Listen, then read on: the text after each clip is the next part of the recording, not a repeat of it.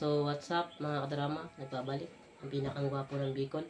So mga kadrama, suportahan po natin pala ang nating nag-iisang pambansang kamao 8th Division World Champion si Manny Pacquiao. So may laban siya ngayong July 19 mga kadrama. So July 19, bukas na nga po pala yung papalabas mga kadrama sa ating bansa, kasi sa Amerika mga kadrama ngayong araw yun mga kadrama. So bukas pa yun mga kadrama, sa Pilipinas ipapalabas July 20 mga kadrama ko. Suportahan natin mga kadrama si Manny Pacquiao sa parating ng laban. Abang-abang tayo mga kadrama bukas, so panonoorin din natin yun mga kadrama.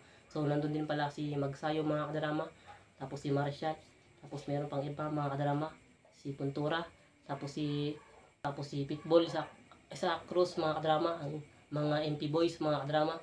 So suportahan sila natin mga kadrama, na si karangalan yun sa ating bansa mga kadrama pag nanalo si 8th Division World Champion Manny Pacquiao mga kadrama, pag nanalo siya sa laban niya mga kadrama. So suportahan natin siya mga kadrama.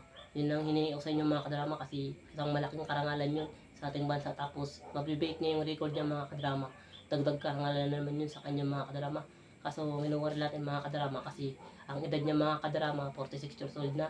Kaso si Manny, yung kalaban niya mga kadrama ano lang 30 years old lang mga kadrama. Kaya sa inyong mga kadrama dyan, suportahan po natin siya mga kadrama, paparating niya ngayong laban.